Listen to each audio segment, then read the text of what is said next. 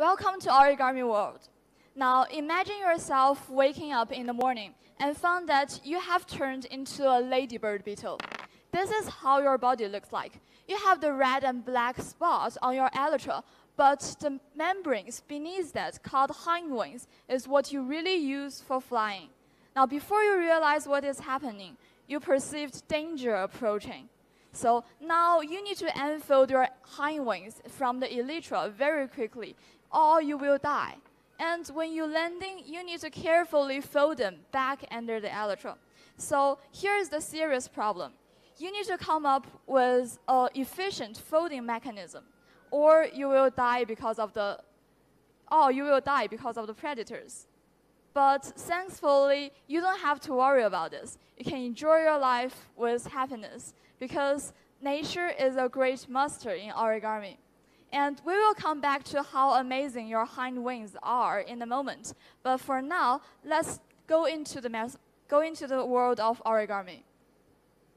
So when I ask people their understanding of origami, the most common answer I get is paper crane or paper airplane or other crafts for recreational or decorative purpose. That is actually correct if you lived 50 years ago. At that time, this is a work from Yoshizawa.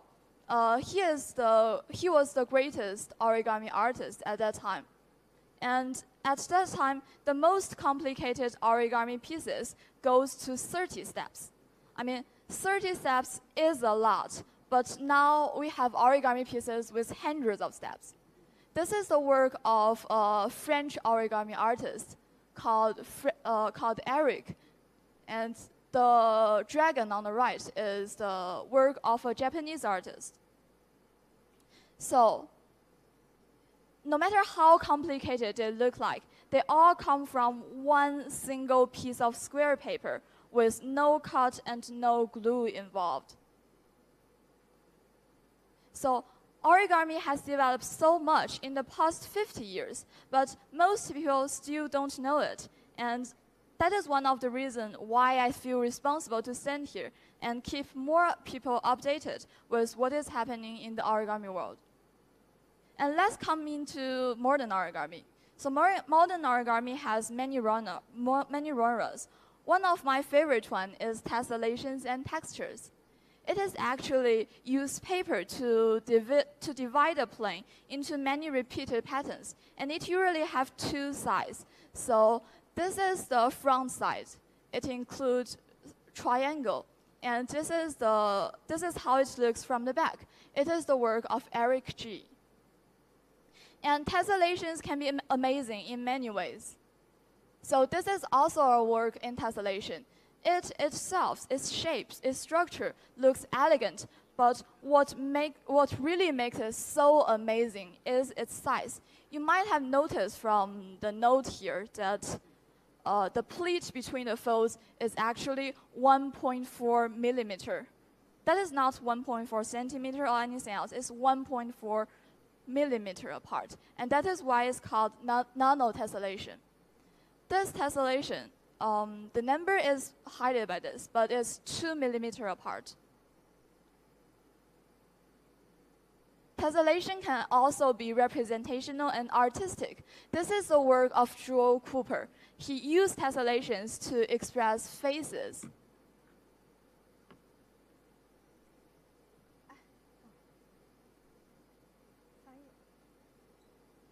Actually, there is a small branch in origami, in tessellation, and it is called fractal origami. It is directly corresponded to the fractal in geometry and mathematics.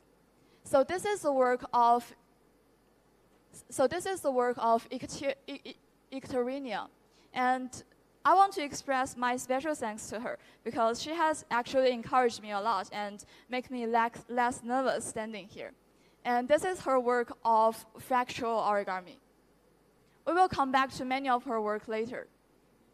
And the most artistic and impressive field in modern origami, in my opinion, is curved folding. And this is my favorite book for curve folding. This is actually an origami piece made out of one single piece of paper. it features in the smooth and curved surface. So here are some artworks. Here are some artworks from the book, and it is designed and folded by the origami artist Mitini. Modular origami. This is probably the most famous genre in origami. You probably have seen it. Some of them are dynamic, and they consist of many small units, small identical units. The key point here is that the key point here is that there is no glue, no cut involved. So it is the structure of paper itself that connects those units together and make it move. Modular origami is also famous for Tsukudema. This is also a work from Ekaterina. And kusudema is the Japanese word for like balls of flowers, and it is very decorative. So corrugation. This is actually my favorite part in origami. When we talk about corrugation, this is the structure, this is the most famous and most well-applied structure called Mura structure. It was designed and invented by the Japanese aerophysicist. It has many applications, but we will come back to some of the structures in corrugation later because they are very widely applied. But for now, I wish that you can focus on its pure aesthetic beauty. This is how typical corrugation looks like, and it is the work of Andrea from Flickr. Hopefully you can recognize the words on it, and it says the past. So corrugation actually shares some common features with tessellations. Remember, the first type of origami I have introduced, there are the division of plane into many symmetrical and highly organized small units.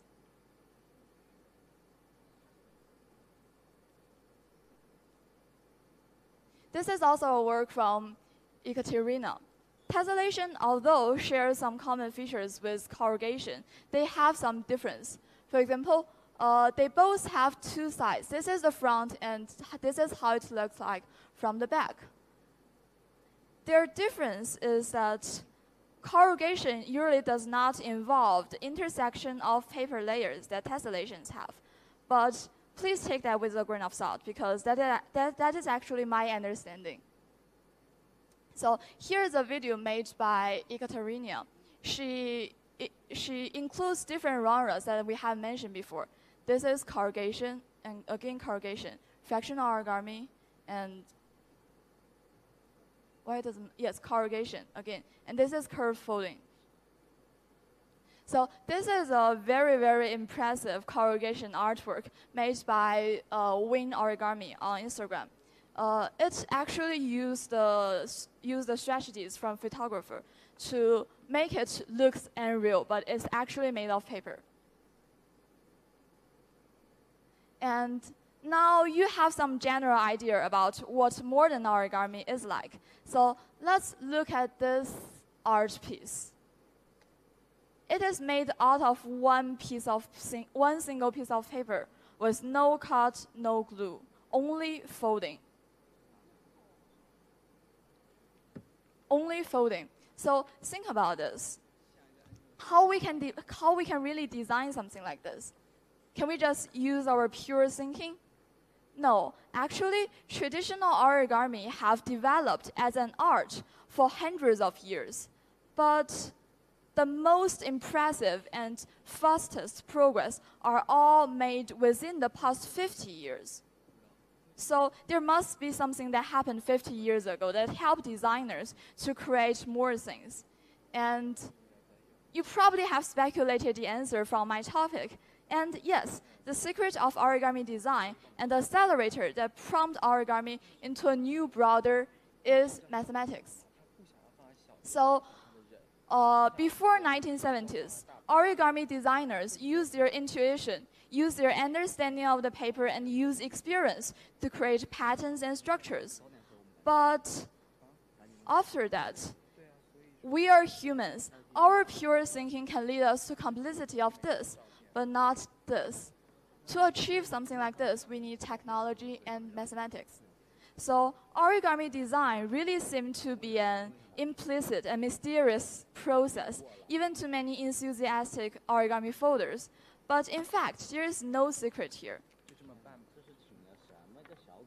This is the book that inspired me the most in origami design, and it is called Twist Tilings and Tessellations, Mathematical Methods for Geometric Origami. The tessellation is just what you have mentioned before.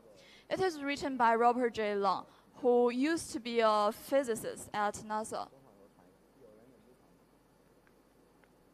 This book actually tells us how we can use vertices, how we can use matrix and vectors to speculate the corners and vertices on paper, and how we can use linear transformation to symmetric, each folding symmetrical about the axis. But when I first opened this book 3 years ago, I had no idea what linear transformation is. And that is when I started to learn linear algebra and advanced trigonometry myself. So before we really talk about the design of origami, let's first think about its material, the property of papers. Actually, as the most common atom in our daily life, many properties of paper are actually neglected. It is a very special material. First, it can be bent easily, but I can also restore it easily. And it does not have ductility, which means I cannot stretch it. And I can easily make it into a ball. Now it is a paper ball.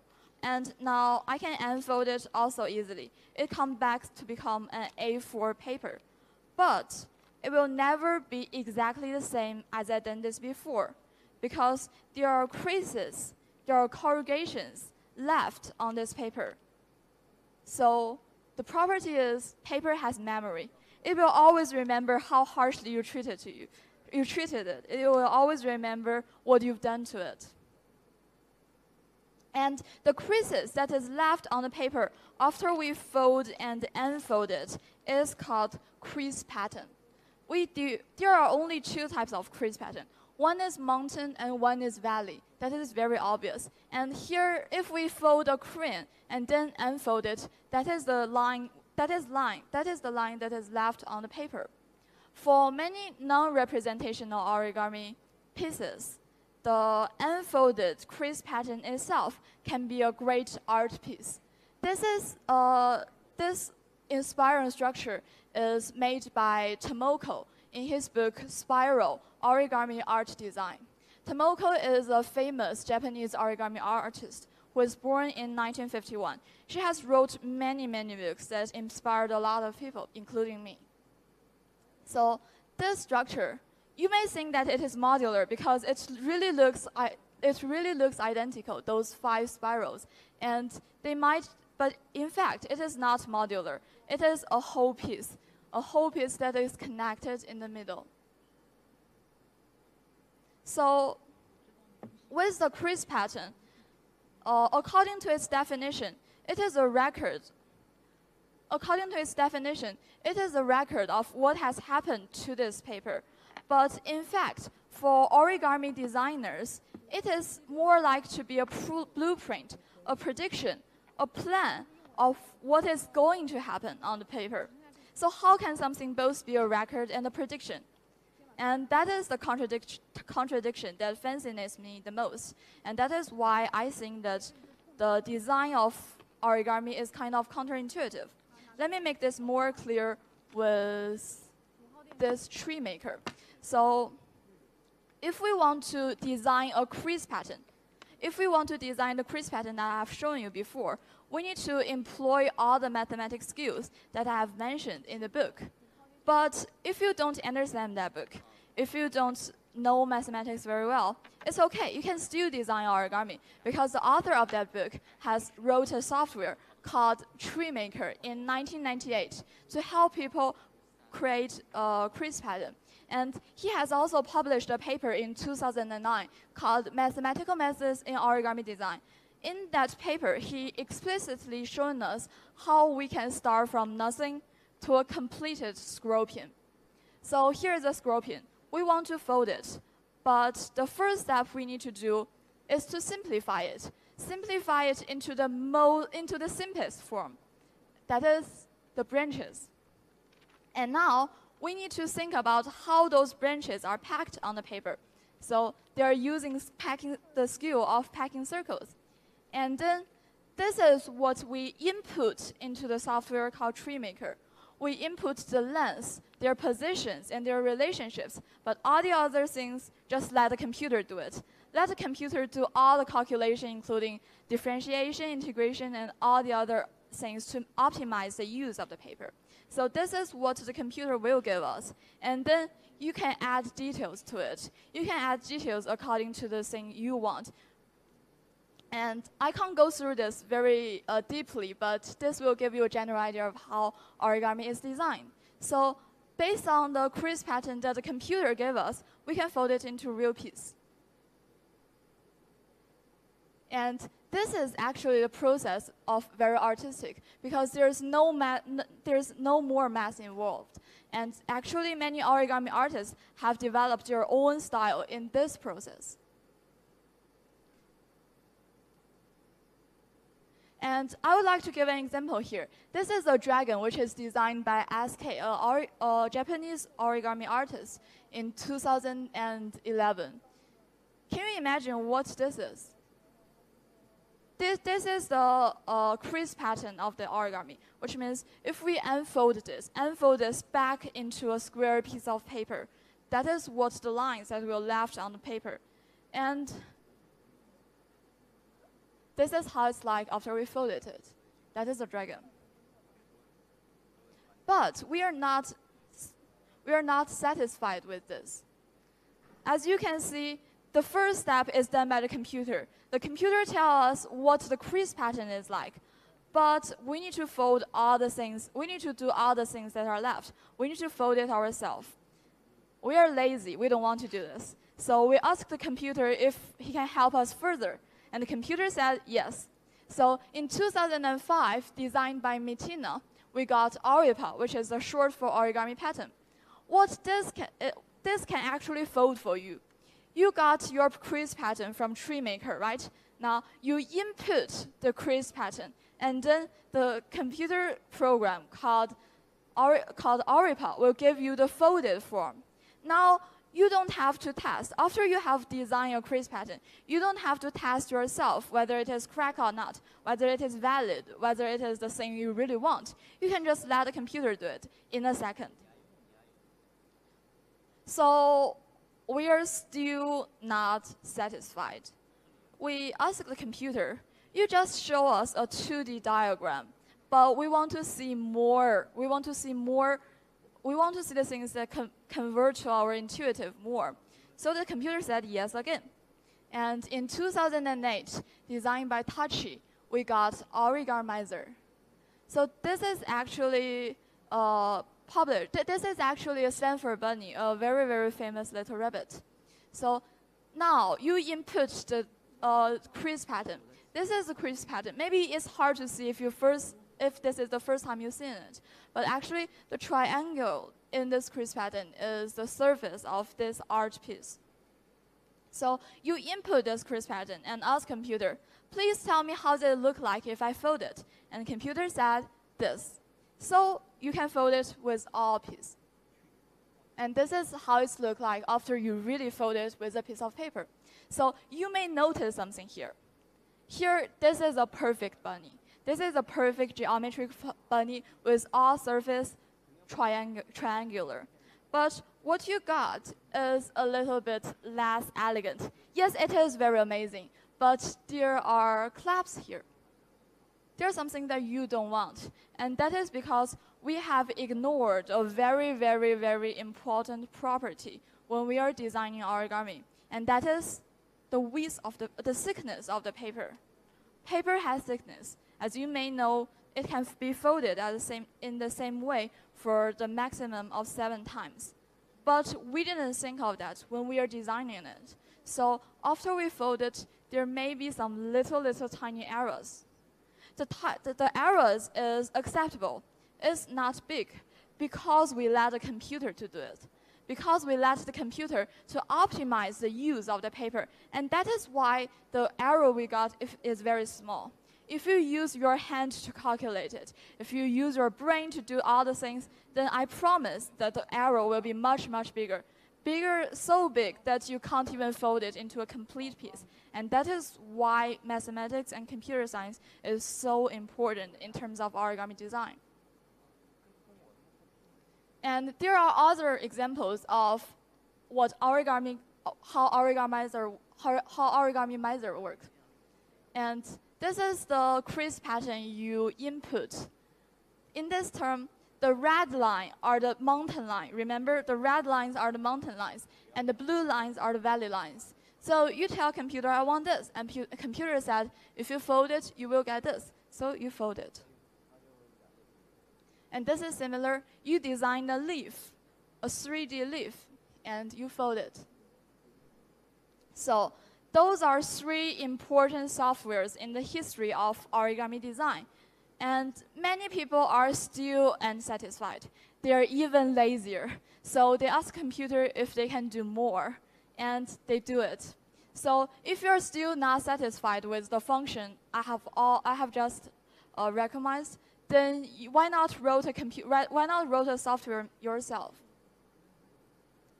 And with this great design, origami itself is elegant enough, but its application is even more astonishing.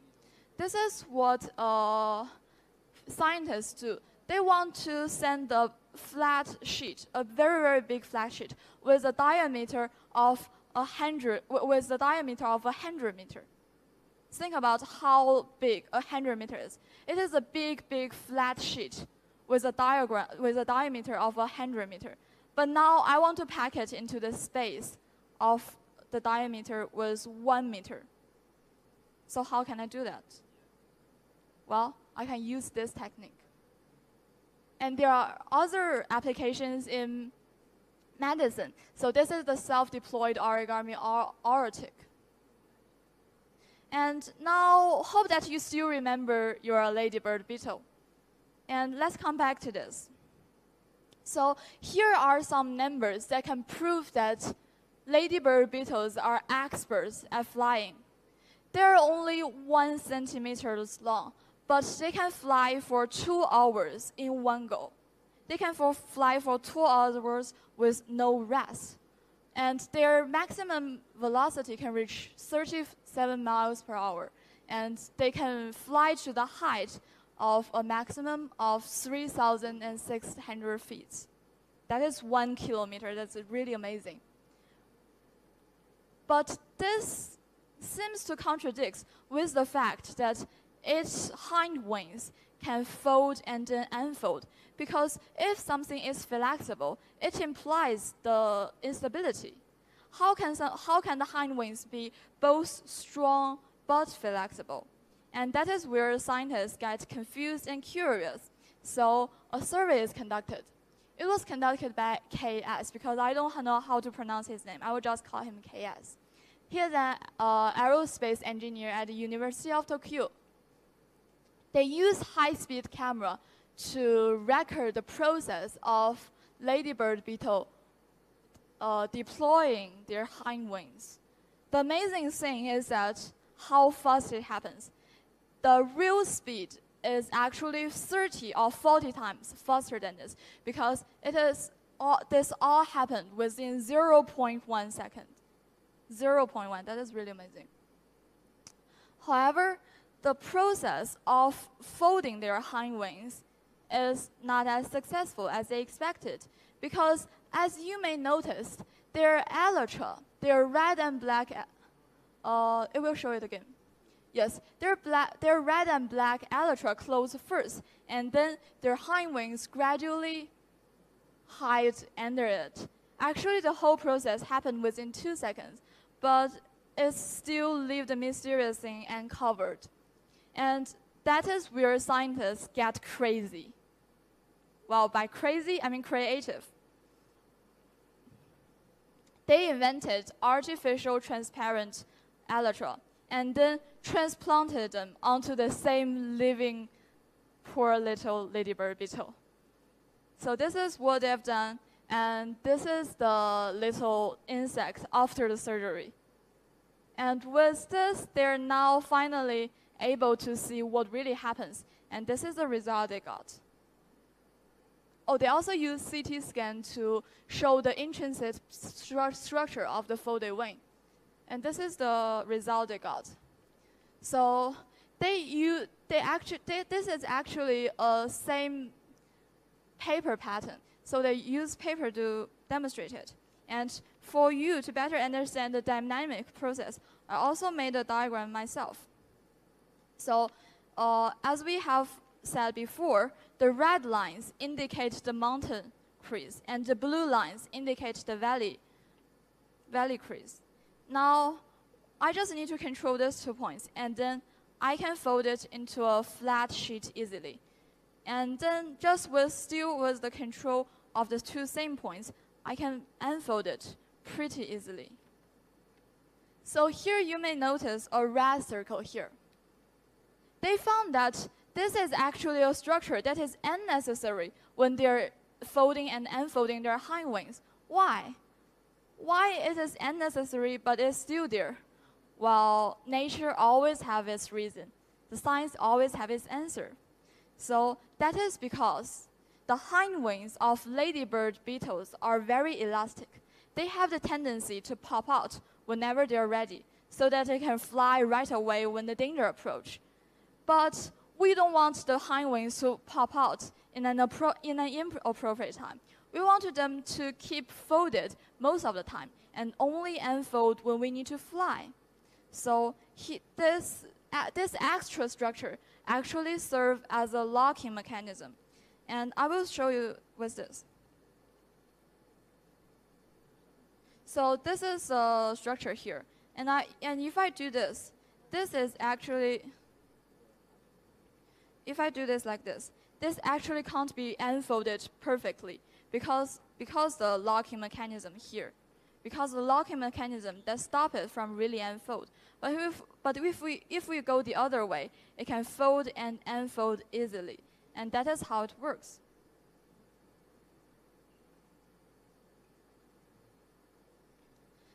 Now, if you say that, well, your topic is mathematics and origami, but I am not interested in mathematics, so what can I do with origami? There's no paper around me. But now you don't really have to have paper to be able to do origami because we can do it visually. This is the website that I strongly recommend each one of you to try later yourself. It is called origamisimulator.org. I really want to use a computer to demonstrate it to you now, but I don't have a computer available on the stage. So what I do is I record a GIF in this morning, and hopefully this can show you the same thing. So this is the website, and this is one model in that website. It has endless models. So this is a flat sheet of paper. It is very realistic that if you grab it, it will really move like that. And the lines here are the crease pattern. And now we are going to let the computer to fold it for us. You can see every perspective of this masterpiece. There's nothing uncovered. And it really looks like that it's going to form a column, right? Because it's curving more and more. But think about it critically. Now, what I do is that I grab this corner a little bit. Remember that because it will cause some problem later since the model is so realistic. See, as we fold it more, it has actually become flat again. So can you imagine the end position of it? This is one famous structure in tessellation, and it ends up very flat. So here there's a deformation because I grab it so hard in the process. I actually destroy the structure, remember? And that is how it works. So I really want to end this speech with a saying that origami folders always say, happy folding. But with that, I'm not really expecting every one of you to do origami directly after this. I mean, what I really want you to take from this speech is that I want you to get some inspiration of how modern technology, how modern science like mathematics and computer science can be combined, can be inserted into the old traditional aesthetic art, and how amazing it can be when they collide. Thank you. Well, thanks. What incredible creation origami is, and Rose bring us a unique perspective for their origami. And now it's a Q&A section. Did anybody have some questions towards origami? And let's welcome Rose back to the stage again. Any questions? Okay. Yes, please. So how do you find your interest in origami? Pardon? How do you find your interest in origami? Actually, it's a very, very long story because I started folding when I was very young. But I take it seriously only when I realized how it is closely connected with mathematics and how like numbers can actually help us to understand the process from 2 dimensions, like the creased pattern, into a really 3D paper sculpture. And I found it really interesting because how art and science can make something amazing. And I focus actually more on theoretical origami, like how it is designed and how the theorem, the structure, all the algorithms that lies under it can be applied into real world. Thank you. Other question? Where do you think the future mathematics teaching can be combined with origami, or can it become a trend? Pardon? Do you think the future mathematics teaching can be combined with origami, or can it become a trend? Actually, we don't need to wait for the future to come. We are in the future. And actually, that is what has been done in many kindergarten schools. And we, from the very basic age of the child's mental developing, we want them to have the perception of how a single piece of flat 2-dimensional paper can be connected with something in higher dimension. And I think that is really amazing. But I do recommend that teachers and educators from higher levels to do this. And actually, there's a course in MIT OpenCourseWare, which was taught both in 2010 and 2020. And it is taught by Eric G. Demain, actually a genius.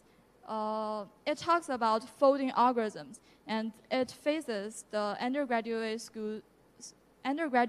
students in mathematics, computer science, and architecture. So in that lecture, the professor not only talks about how origami is designed, how the paper works, it also links the same algorithms with linkages. And linkages in terms of engineering is much more applicable. And so I do recommend whoever is interested in origami to check out for that course. It is called, the number of it is called 6.849, and it is on MIT OpenCourseWare. Like, it also invites famous origami artists like Jason Koo. Jason Koo is actually one of the designer of Origami Simulator, the amazing website I have shown you. And actually, the professor himself is a great origami artist. He is called Eric G. Demain. And maybe the most impressive thing in his academic life is that he got his bachelor degree at 14 years old and become a doctor at the year of 20, which is very impressive, a genius. Thank you.